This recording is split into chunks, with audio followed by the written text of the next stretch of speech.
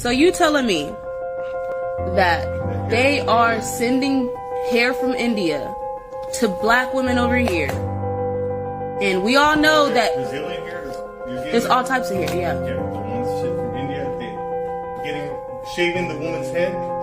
They shave their hair off to get rid of their bad karma and all that stuff. So they shaving their hair off to get rid of their karma, and they're sending their hair over here to us, and they're marketing it. Really they're marketing it. Yeah, right. They market it to black women on purpose because they want us to take their karma. And if not, it's like an energy transference. I have seen my future is in Africa because I have seen hundreds of African women. When they come into our shop, I see the eyes gleaming with happiness. And they see so much hair. Their joys, you can't see how joyful they are because they think their beauty is enhanced by this wearing this hair phenomenally.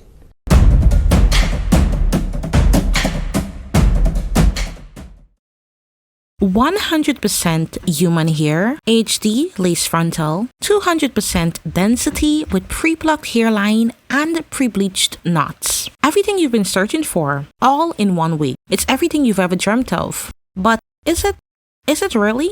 Let's just take a minute. Let's just take a minute, okay? And appreciate what I got on top of my head. Y'all see this? Do y'all see this? I don't think y'all see this. Y'all see this? Let's be honest. Wearing someone else's hair is so normal today that we rarely stop to question it. It's the norm. But have you ever paused to think about the action of which you are a participant of? Let's just do so, just for one moment. Let's think about it. This hair, woven into perfect strands, holds the DNA of another person, a stranger, someone you've never met, someone likely of a different ethnicity, culture, and most definitely of a different spiritual or religious conviction. This is hair of unknown origins that we pay a pretty penny for, that is being placed millimeters away from our brain. You're not just wearing hair, you're wearing a part of someone else's life. Imagine if it were their fingernails or skin, for example. I know, that's an eerie thought. But hair, after all, is made of the exact same proteins. But somehow today, we've convinced ourselves that this is different. This is totally natural. This is normal. This action is so accepted that you'd be seen as the odd one out if you dare to question it. I'm sorry, I'm going to cut your hair, but this is what we do for living. Thank you so much for allowing me to cut your hair. So I just wanted to show you guys how we get the baby tin hair. It's gotten from a real Vietnamese hair, and we're just going to do the cutting. So I had to take permission from them to do the cutting because I want to prove to you guys that we sell raw donor, and that's raw donor. We are in the factory and we will take you around. So we'll start the process. All right. Okay, hold on, I think I have to go back. Oh my gosh! We're made it! Finally, we have a single donor raw baby tin hair! But hey, it didn't start with us. Exactly. Created more than 5,000 years ago, this is the prototype, worn by some of the most influential and powerful women of the ancient world. These wigs were so valuable that the strands that made them were oftentimes traded for gold. But we'll get back to that momentarily. Now let's jump to the early 2000s. Wigs were everywhere, relatively inexpensive, and were largely made of synthetic material. They were stiff, with obvious parts and visible seams, and had a general unnatural look. The evolution? Almost non-existent. It was clear. One look and you knew it. She's wearing a wig. Fast forward less than 20 years later, and everything changed. Today's lace front wigs are, I would say, just a bit short of sorcery, creating an eerie illusion of hair growing right from the scalp. Flawless, undetectable, it definitely costs a pretty penny for that premium quality. They have refined the game. But what was the trade-off? There is, after all, always a trade-off. What I uncovered shifted my perspective completely, and it may also change yours, questioning everything you thought you knew about hair. Shalom, it's Jay, and welcome to Melanin Archives. If the content shared on this channel is anything that you identify with or you find helpful, please be sure to subscribe, join the tribe, because this is what we're about. Now, today we're looking at a lace frontal wig, and it's a lot. So we're going to start off with some definitions. Hair, a characteristic feature of mammals, is a protein filament that grows from follicles found in the dermis. It is composed mainly of keratin, a fibrous structural protein.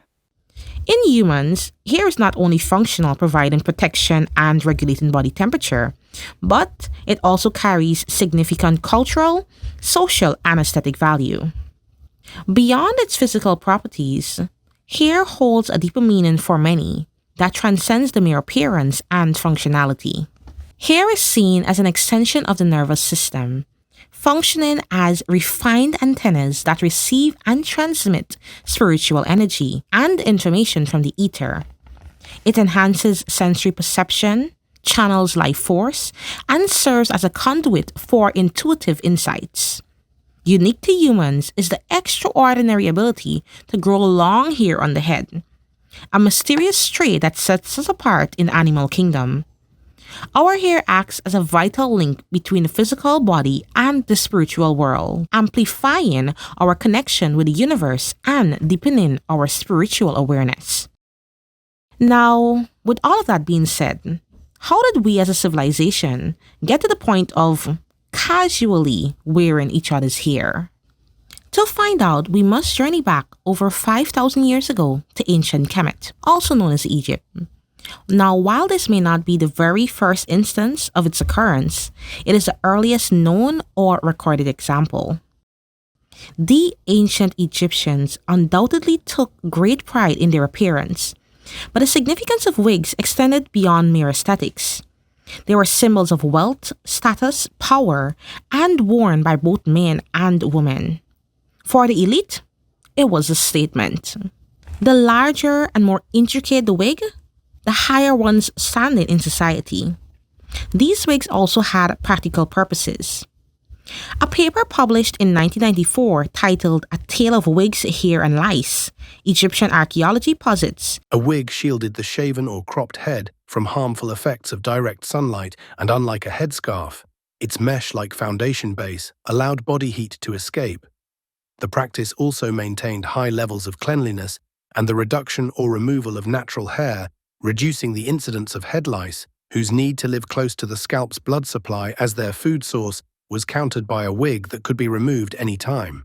As the demand for wigs grew among Egypt's wealthy, the need for human hair surged. Mr. J. Stevens Cox, a qualified hairdresser and wig maker, in his journal article written in 1977, chronicled his experience as he was given the opportunity to access one of the oldest surviving Egyptian wigs, and he found that these wigs, the finest ones reserved for the elite, were made completely of human hair, and construction methods were as sophisticated as modern examples. The question is, where did this hair come from? In Egypt's complex barter economy, hair became a highly valuable commodity. It was often traded alongside gold, precious stones, and incense, according to F.L. Griffith in an article titled The Ancient History of Hair Trade and Commerce. The lower class, those seeking to exchange hair for goods, were the ones who parted with their locks. For some, this became a currency of survival. Skilled wig makers then transformed this hair into lavish creations, often weaving the hair into a fine netting, securing it with beeswax and resin.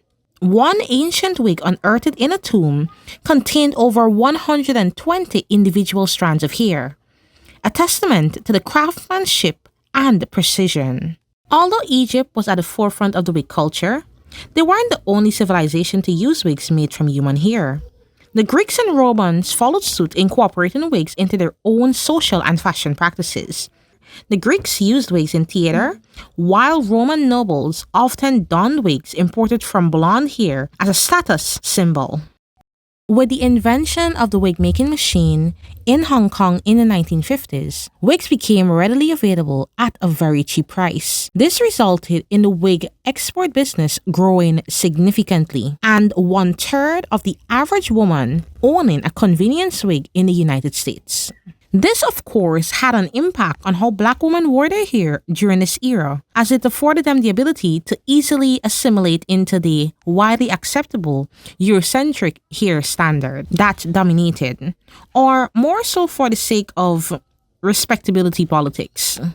Today, a lot has changed, but some things remained the same. The lace front wig made its commercial debut in the mid-2000s and saw a significant surge in popularity around 2016. This wig, designed with an ultra-thin lace strip along the hairline, mimics hair growing naturally from the scalp. Each strand carefully tied to the lace, allowing for a seamless, undetectable hairline. The lace itself blends effortlessly with the skin, creating the illusion of real hair while offering versatility and limitless styling options. I must note that there are variations to the lace front wig with options like the full lace wig, the 360 lace wig, and the U-part. When the term lace front wig is used in this video, it encapsulates all of these options. Looking around today, it's clear that lace front wigs have become a staple in modern beauty trends with a very, very high concentration in black culture. You either own one, plan to, or know someone who does. Or you might be in that category where all three applies. But something strange happens to many users the moment that wig is worn. It's as if the wig doesn't just alter their appearance, it alters their energy. I felt like a Puerto Rican. a Puerto Rican. Almost as if people morph into entirely different personas, radiating a new and perceived found beauty and assurance. You have no idea how lucky you are to look the way you look now and to be the way you are. And you are perfect, just the way you are. For most, this wig is an integral part of the starter pack for achieving the ultimate glow up and finally fitting into today's desirability aesthetic. Who would have thought that attaching someone else's hair strands onto your head, pasting it on, would have had such an effect? It's obvious why this once niche product evolved into a global phenomenon. But how exactly is this multi-billion-dollar industry sustained? This aspect is not as obvious as you may think. The journey of a single lace wig often begins in countries like India, where hair is harvested in religious temples and ends up on the heads of millions of consumers worldwide, especially in the continent of Africa and in the United States, where black women are the largest demographic driving the market. The global human hair trade business may have several players, but three giants dominate the industry. India, reigning supreme, holds the largest market share with a staggering 88% in 2022, trailed behind by Pakistan at 2.76% and Singapore at 2.5%.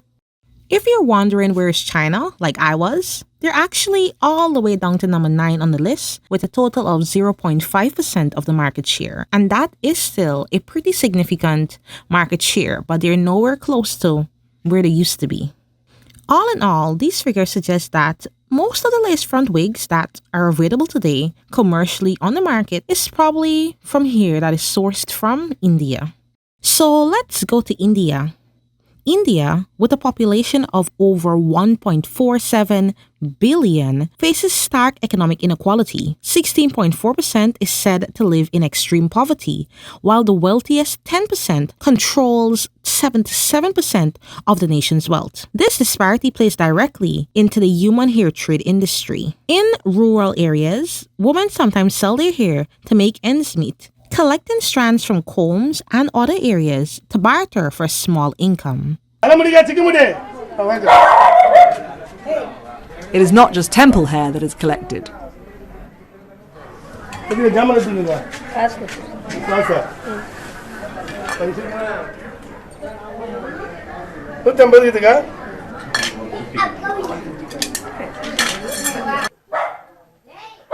150. 150 Yes. rupees. Okay. So not bad. Is she happy?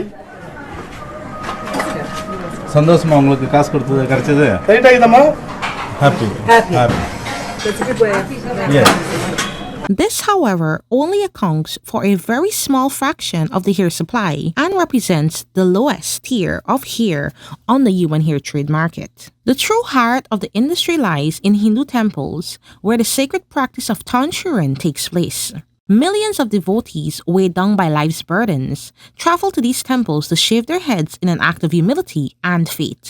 For a few, it's an extension of gratitude, but for most, it is a desperate plea to rid themselves of bad luck, sickness, or family strife, hoping that by sacrificing this valuable asset, their hair, that they might experience divine intervention. Amma is one such pilgrim. கஷ்டம் இருக்காது கையாளி போனால் என்ன பண்ண முடியும் கூடி அள்ளி போகிறது கிடையாது பசங்க சரி கிடையாது ஒட்டை அடிக்கணும்னு அடிக்கல சரி கோயிலுக்கு வேண்டியது இருந்தோம் சரி எப்படி இருந்தாலும் கோயிலுக்கு தானே கொடுத்துட்டு போகிறோம் அப்படின்னு சொல்லிட்டு சொல்லியிருந்தேன். A cleaner who struggles to make ends meet. She's weighed down by her husband's drinking and unemployment and her son's faltering education. Rather than selling her hair, Amma believes that offering it to the gods will bring her a blessing, the blessing she desperately needs. Ironically, the hair offered in these deeply personal religious moments still ends up as a high-demand global commodity. While temple hair is legally auctioned, there are allegations of other hair being forcibly taken from vulnerable individuals, including impoverished women and prisoners. Additionally, some claims persist that hair traded to make wigs and extensions are also sourced from corp. If you remember that corpse hair scandal, and everyone thought it was a lie, but I'm in Vietnam right now and I'm going to tell you the truth. So I had a meeting today with my vendor and I actually confronted them about, you know, why is hair so cheap? Like, why do the Chinese sell hair so cheap? And I know everyone said hair, but I don't think you really understand how it goes. So in India, right? Oh, and if you didn't know, a lot of Chinese people sell Indian hair, you just don't know. In India, sometimes when people are really, really sick and they die from an illness, they don't bury them. They actually send them off in a ceremony in the sea. And these bodies, sometimes they get washed up. And a lot of the Chinese, they will go out there and they will cut the hair and they will sell it. And that is the reason why your hair is so cheap, because they don't have to pay anyone. And that is why it's decent quality, because if you think about it, hair from Indian origin, they don't typically dye their hair or process their hair, so it's cut straight from the donor, unprocessed. So if you're getting decent hair from like marketplaces like Amazon, Shein, things like that, yes, it may be decent, but there's a big possibility that if you paid a really low price from it, it came from a really bad place. I want you to hear what the Asian women are saying about where they're sourcing some, not all, some of this hair that y'all putting in your head. Is it more Chinese? They are also collected from the day. Oh, in Ringo. In Chinese. Like this. I'm shocked myself.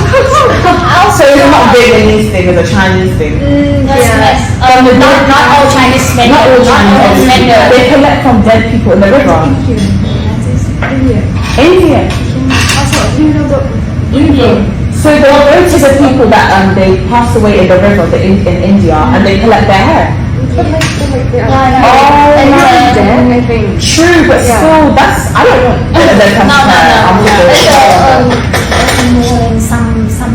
Some vendor, just some Yeah. Now, did you hear that? What they were saying? Today, I came across a video where a woman was talking about how she contracted monkeypox from a wig she bought from Amazon. Yes, Amazon. In her comments, people were telling her that might be hair. And she was like, I never heard of that. Shoot, I never heard of that. But we continued digging to find out what hair was. I found out that hair is when Indian people, when they bury their dead, they push them down the river. Sometimes those bodies come ashore. They then said when these bodies come ashore, people pull the bodies out and they cut their hair. What? Yes, would. After cutting their hair, They process it, turn it into a wig, and then they market it to people in different countries, mainly a certain culture. But I digress. In 2022 alone, India exported more than 138 million US dollars worth of human hair, and the women who offered their hair in acts of devotion received no compensation. Their sacrifice commodified and sold to a global market, largely unaware of its sacred origins. Now let's pause for a moment once more and take all of that information in. Absorb it and truly consider that lace front wig, the lace front wig that you're wearing or the lace front wig that you were contemplating. Did you know? Did you know any of this information? Did you know that what possibly is sitting on your head was a part of a spiritual ritual done by people in India? That it might have been an individual trying to remove bad karma or disease, that it is or may have been the most valuable asset to someone that they would have offered to their God as a plea. Did you know? Because I didn't. Yet, not every part of the human hair trade industry is exploitive, tied in religious ceremonies, or has controversy. In a very, very, very, very tiny fraction of the game, a few French companies do exist. Companies that pride themselves in paying women fairly for their hair, and women who consciously make that decision for themselves. Very similar to how we would sell our time for money. Okay, but do you want to sell it? Same. You want to sell? Can you turn? Let me see. Her not sell. Oh, she does not want to sell. Guys, You it's know, her hair. Okay, she doesn't want to sell. She's not selling? She not. So guys, that is the process. After negotiation, do you know a lot of people decide not to. If you say the amount you want to pay, the person might say she doesn't want. So this is how she wrapped up her thing and she left. So so it is business. Okay? Yeah, single donor is from one person. Do you understand? Some people's hair can make two. Like this lady, I thought she would be able to generate two, and the bargain was good, but it was not okay for her, and she went her way in peace. Most times she will still even pay transport money. So I'll it is extremely detrimental to a woman's well-being to cut their hair, and I think that narrative needs to be highlighted. The way that we collect hair is encouraging women to collect single hair strands.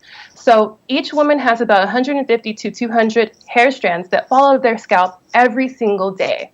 So how beautiful is it for women to simply collect their fallen hair and sell it to local Indonesian collectors?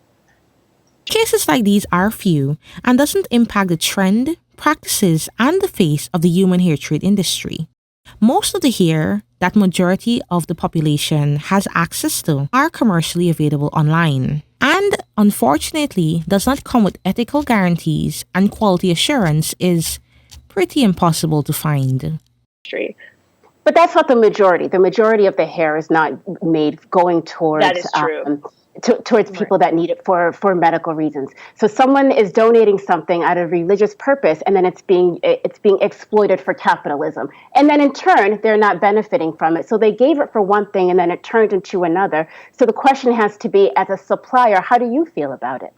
Right? Ask yourself, how do you feel about it? And then is their choice kind of being manipulated for really capitalistic gains along the way without their full consent of what's happening to this extension of their body? Mother? Yeah, I understand that. I agree. And it's difficult. And you know what? I think that when it comes down to it, nothing is perfect. I don't think that the way that I have chosen to organize my business and the values that I have, I don't think that it's all perfect. I'm aware that there's a lot going on that, there could be better ways until, lab grown hair is a thing. I think that the ways that both of us, Valerie and Ayuna here and Woven here, are doing our businesses is really positive. I really don't think that the strategy of tonsuring hair is negative in a way, because if we weren't using this hair, if the human hair industry wasn't this big and we weren't using the hair for wigs and extensions, it would be burned. For thousands of years, this practice has been happening. And historically, it's been burned. It's been used for airplane seats. It's been used to clean up oil spills. The movers and the shakers in the human hair and wig industry includes Rebecca Hair Products Limited. This company is located in China, and this one especially piqued my interest as it is one of the largest producers of wigs and extensions globally. This company has a wide range of products that are sold internationally, but their most popular and profitable population is in, of course, Africa, the motherland, of which their revenue reached a total of $138 million in 2017 alone. Is Xuchang, a tiny city of just 4.4 million people in central China. But it makes nearly $2.5 billion annually from one commodity, wigs. How did they do it? About 6 in every 10 wigs in the world is made in this city. And it all starts here. At the heart of this hairy business is one company that's grown so successful, the city named a main street after it, Rebecca. The founder hails from Xiaogong village as well. 一家发制品专业公司，每年呢就是生产各类假发是3000多万套。另外，我们长丝项目每天生产。This is very nice, right? This one is natural color black. You can see how silky this is, very soft. Christy is from Congo, Central Africa. She is a full-time influencer working for Rebecca. She broadcasts every day from Xuchang City to audiences across America. Other popular names include Great Lengths, located in Italy, Indic Hair, which is located in both India and the United States, Adrena's, which is located in Japan, and other companies that remain faceless and nameless. There are 3 striking truths when it comes to the economics of the lace front wig and black women's involvement in the industry. First, black women are neither the producers of the raw materials, which is the hair itself, nor are we the processors or manufacturers who transform the hair into marketable wigs. Secondly, we're not the primary players in the primary retail sector where wigs are sold. In fact, only 3% of the beauty supply stores in the US are black owned, despite the overwhelming demand from black women. And number 3, our footprint is largely seen at the consumer end where we dominate. We dominate in the spending and also in the trend setting. That would pretty much make us the engine powering this multi-million-dollar industry. Black women contribute a staggering $1.1 billion annually to the human hair industry, specifically in wigs, weaves, and extensions. Yet, these products actually do not reflect us. Even the so-called natural texture wigs are made from straight human hair that has been processed to mimic our texture.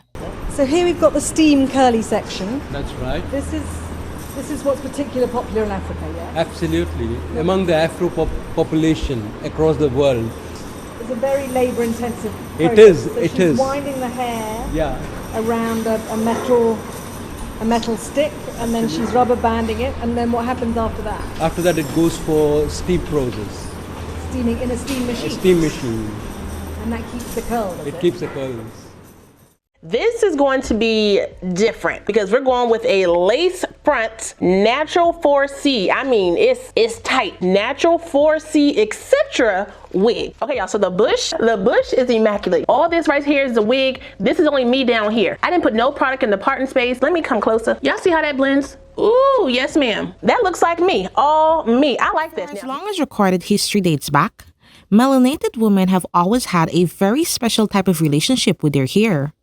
We've had some high highs and some low lows.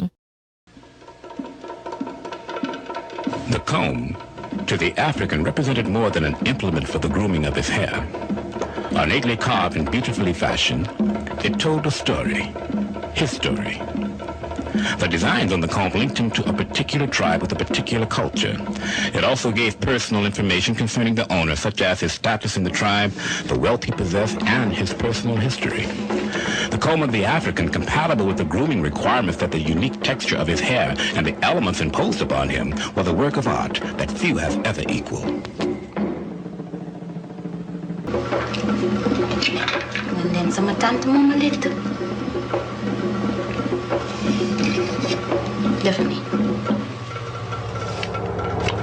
Contrary to popular belief, grooming and the art of hair care found unique expression within African society. African women wore hairstyles that defy expression in contemporary Western cultures. The art of braiding was commonplace and played a major role in the styles that adorned the heads of African men and women. An African man could frequently be found carving a comb with meticulous care for himself or to present as a gift to the woman of his heart. The comb that found expression through the artistic skill that he possessed represented an extension of himself and the culture that bore him. Hair instead of putting it on the scalp so you won't get any steam burns when you go in there for pressing. Only on the hair. Now we are ready to press.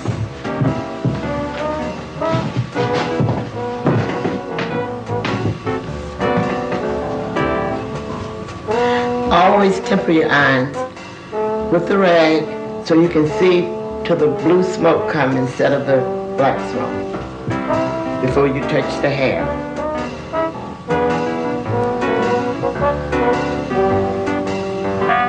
Go as close to the wrist, but don't go to the wrist. To the scalp, close to the scalp. Now, how often are we supposed to do this? You should do at least every 2 weeks. You should try to shampoo and press your hair. Once we use lard to soften the hair, does this take the place of lard? It will excel lard, 100%. This will give a beautiful sheen into your hair and even soften it. And it also takes care of the skin. And we'll Yeah, let it work. I'm making it straight. I'm making it straight. You're gonna love this. Ooh, the women we're gonna go nuts. Oh, you sugar baby. That's a relaxer that you apply to it and it will straighten her hair. Will it straighten it out forever? Not forever, only until there's new growth and then you reapply the product again. I'd like to use your product on my hair. Great. I have some in the car. Sure, go get it. I'll be right back. In recent years, we have seen some pretty significant shifts in a matter of just a few years. From the pressing comb, to chemically altering our hair with relaxers, to embracing our twist-outs and afro puffs, to now having a lace front wig with perfectly sleek baby hairs being the norm. I'm talking about children and even grannies rocking that lace front wig. It seems like this lace front wig era has outdone our previous relaxer trend. Between 2010 and 2015, relaxer sales declined by 26.2%, while during the same period, wigs surged by 79% as more black women sought allegedly alternatives as protective styles. Although the transition from relaxers to wigs is physical, it might just be more spiritual than we realize. Throughout history, shifts in black hair trends have often mirrored shifts in our collective consciousness. For example, during the civil rights movement of the 1960s, we saw a dramatic change in how black people chose to wear their hair. The afro became a symbol of power, with its mere sight speaking volumes. This was also the era of the Black Power movement, where groups like the Black Panther Party emerged, advocating for self-sufficiency, justice, and upliftment of melanated people. Many leaders, often referred to as Black Messiahs, spoke about reclaiming not only political rights, but also cultural pride, with the afro being at the forefront of the cultural resurgence. I do have a video on my channel about the afro that goes in depth, so if you're interested in finding out more information, definitely check out that video. But this shift in consciousness wasn't unique to the United States. In the Caribbean and across Africa, nations were fighting for their independence from colonial rule. Countries like Jamaica, Ghana, and Nigeria were emerging from the grips of European imperialism, ushering in a wave of Pan-Africanism. Movements like Rastafarianism in Jamaica echoed similar sentiments of black pride and self-determination, both politically and culturally. The hairstyle locks is synonymous with the Rastas, showing the shift yet again reflected in our hair. It's as if we innately know that in order to think freely, our hair, the way we wear our hair, must be adjusted. Now, what does the rise in the lace front wig, especially its usage in the black community, say? What does it say about our collective consciousness? We went from a shift of using harmful chemicals, which have been shown to have negative health implications, to now wearing hair that are offered to strange gods. Not only is this hair being worn, but it's being worn day in, day out, to the point where we feel uncomfortable or incomplete without it. Black women spend 9 times more on hair care products than non-black women, contributing $1.7 billion to the purchase of wigs, extensions, etc. annually. It is clear that it has become intertwined within our culture. This is what I mean. Between 2020 and 2021, wig sales increased by 75%. Reports show that by age 30, most black women will have worn a wig or weave, and up to 25% of our monthly budget is spent on hair.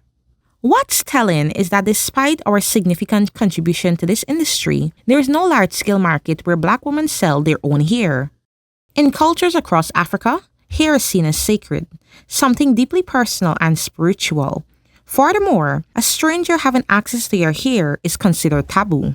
Growing up in the Caribbean, in Guyana to be specific, it is taught very early on that you should not leave your hair lying around and that you would be scolded if you did not discard of it correctly. The reason I mention this is because although within the African diaspora, a lot of our history has been lost or concealed, a few things survived and were passed on. Yet, although this is the subliminal culture among us regarding how we treat our hair and who has access to our hair, we wear hair that was sacred to others, or hair that we just simply do not know the origin of.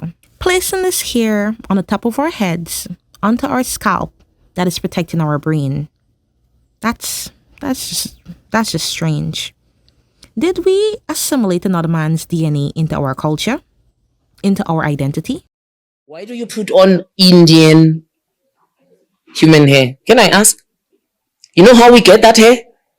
When nothing goes right in the life of a Hindu person, they go through a ceremony called Tansho, where the priest in the temple incantates all the bad luck they are facing onto the hair, because for them to cut hair is such a taboo.